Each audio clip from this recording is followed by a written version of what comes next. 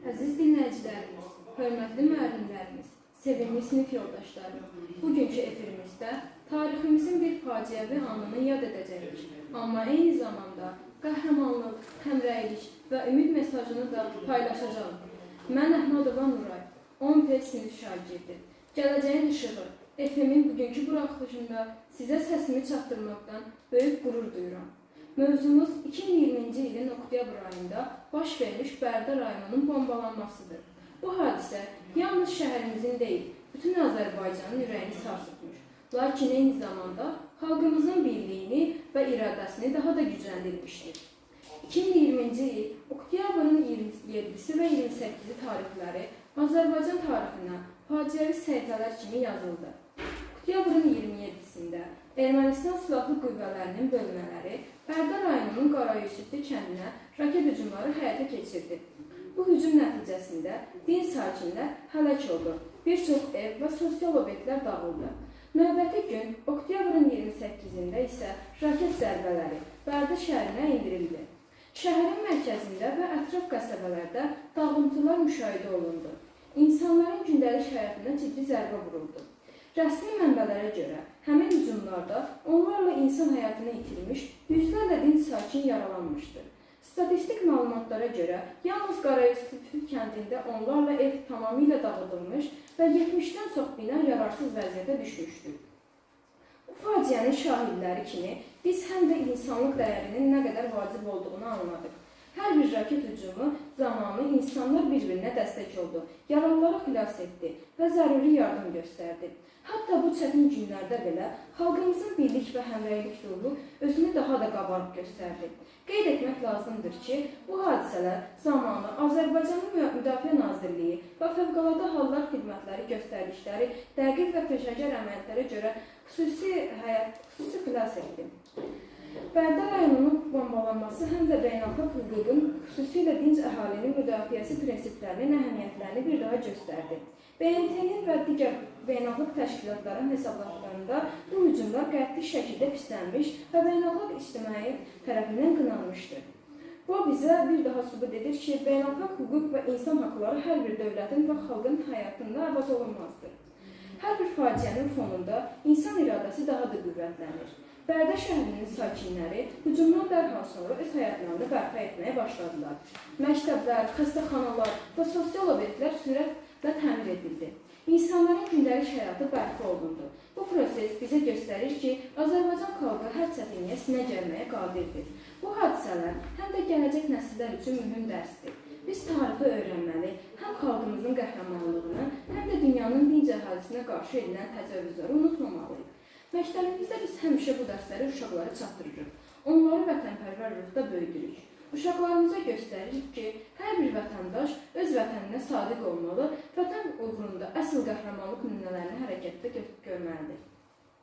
İcazə verin bir neçə canlı nümunə gətirim. Bombalanmadan sonra Bərdə şəhərində yerləşən bir ailənin yaşadığı hekayə əsl insanlıq və həmrəylik nümunəsidir. Hücum zamanı evləri dağılan bu ailə qonşularının dəstəyi ilə qısa müddətdə sığınacaq tapdı, yaralarını sarıdı və yenidən gündəlik həyata qayıtdı. Belə hekayələr bizə göstərir ki, ən çətin anlarda belə insanlar bir-birinə dəstək olduqda hər şey bərpa oluna bilər. Statistik məlumatlara görə vəziyyəti daha da yaxşı alınmaq olar. Hücumlardan sonra Bərdə şəhərində yaralıların sayı 200-dən çox olmuş, ondan artıq bina tamamilə dağıdılmışdır. Amma bütün bu rəqəmlər içərisində bir ümid işığı var. Hər gün yenidən qurma işləri nəticəsində yüzlərlə ev bərpa edilmiş, sosial obyektlər istifadə verilmişdir. Bu isə göstərir ki, dağıntılar heç vaxt xalqımızın iradəsini sarsıda bilməz. Mövzumuzun digər bir aspekti isə humanitar dəstək və beynəlxalq yardım prosesidir.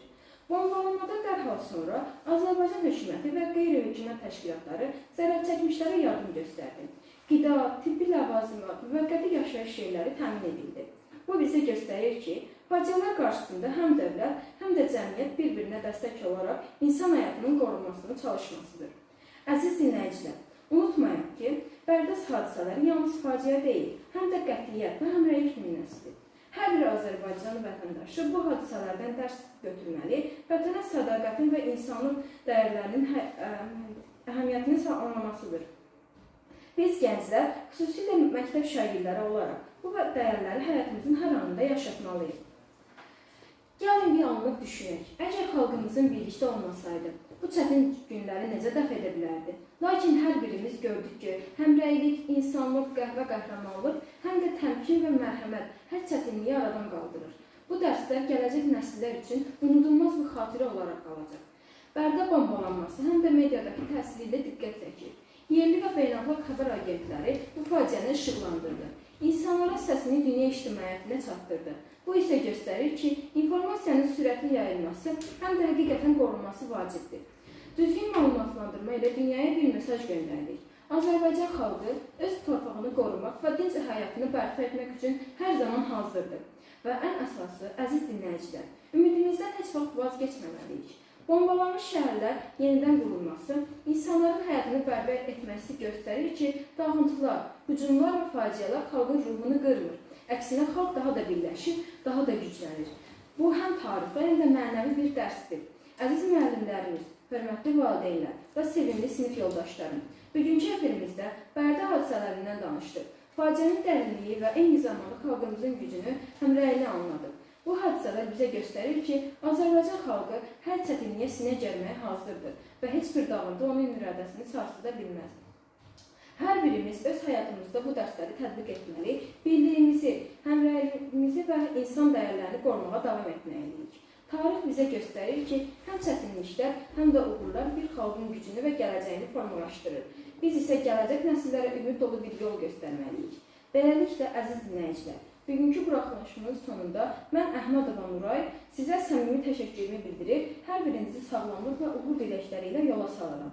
Hər birimiz birliyimizi, iradəmizi və birlik ruhumuzu qoruyaraq daha da parlaq bir gələcəyə addımlayın. Efirimizdə qalın, məlumatlı və ümid dolu qalın.